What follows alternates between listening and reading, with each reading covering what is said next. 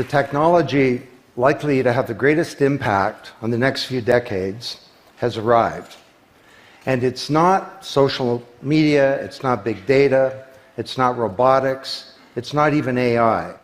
And you'll be surprised to learn that it's the underlying technology of digital currencies like Bitcoin. It's called the blockchain. Blockchain. Now, it's not the most sonorous word in the world, but I believe that this is now the next generation of the internet, and that it holds vast promise for every business, every society, and for all of you individually. You know, for the past few decades, we've had the Internet of Information. And when I send you an email or a PowerPoint file or something, I'm actually not sending you the original, I'm sending you a copy. And that's great. This is democratized information. But when it comes to assets, things like money, financial assets like stocks and bonds, loyalty points, intellectual property, music, art, a vote, carbon credit, and other assets, sending you a copy is a really bad idea. If I send you $100, it's really important that I don't still have the money and that I can't send it to you. So this has been called the double spend problem by cryptographers for a long time. So today, we rely entirely on big intermediaries, middlemen like banks, government, big social media companies, credit card companies, and so on, to establish trust in our economy. And these intermediaries perform all the business and transaction logic of every kind of commerce, from authentication, identification of people, through to clearing, settling, and record keeping.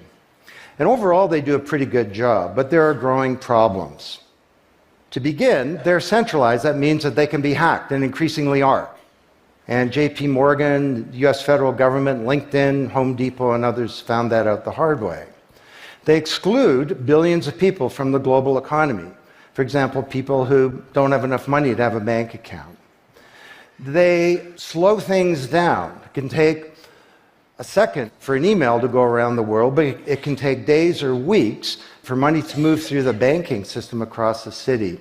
And they take a big piece of the action, 10 to 20%, just to send money to another country. They capture our data, and that means that we can't monetize it or use it to better manage our lives. And our privacy is being undermined. And the biggest problem is that overall, they've appropriated the largesse of the digital age asymmetrically. And we have wealth creation, but we have growing social inequality. So what if there were not only an internet of information, what if there were an internet of value?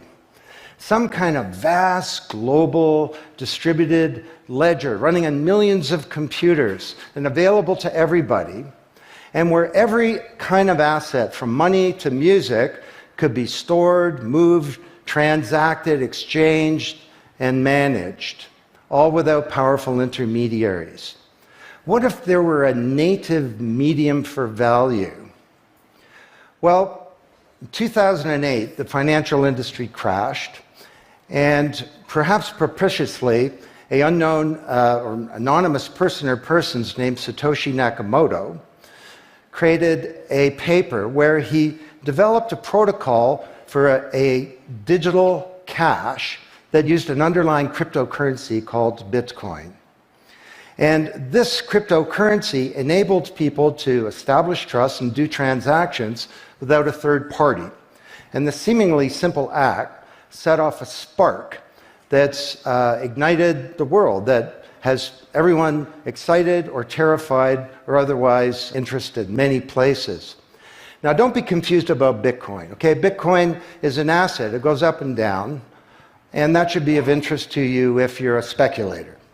More broadly, it's a cryptocurrency. It's not a fiat currency controlled by a nation state, and that's of greater interest.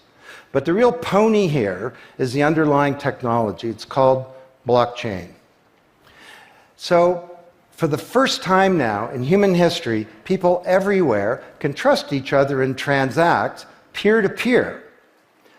And trust is established not by some big institution, but by collaboration, by cryptography, and by some clever code. And because trust is native to the technology, I call this the trust protocol. Now you're probably wondering, well, how does this thing work? Fair enough. Assets, digital assets like money to music and everything in between, are not stored in a central place, but they're distributed across a global ledger using the highest level of cryptography.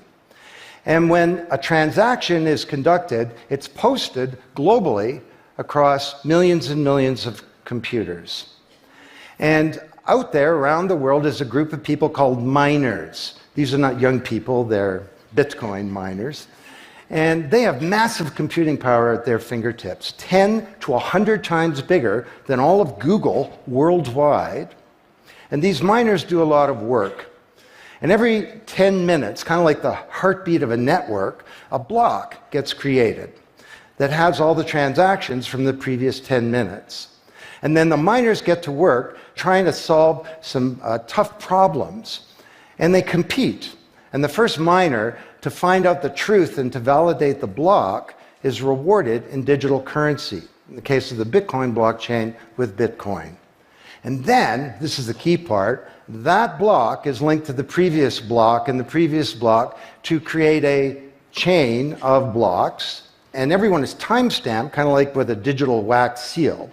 So if I wanted to go and hack a block and say, pay you and you with the same money, I'd have to hack that block, plus all the preceding blocks, the entire history of commerce on that blockchain, not just on one computer, but across millions of computers simultaneously, all using the highest levels of encryption in the light of the most powerful computing resource in the world that's watching me. Tough to do. And this is infinitely more secure than the computer systems that we have today. Blockchain, that's how it works. So the Bitcoin blockchain is just one. There are many. The Ethereum blockchain was developed by a Canadian named Vitalik Buterin. He's 19 years old. And this blockchain has some extraordinary capabilities. One of them is that you can build smart contracts. It's kind of what it sounds like. It's a contract that self-executes. And the contract handles the enforcement and the management, performance, and payment. The contract kind of has a bank account too, in a sense, of agreements between people.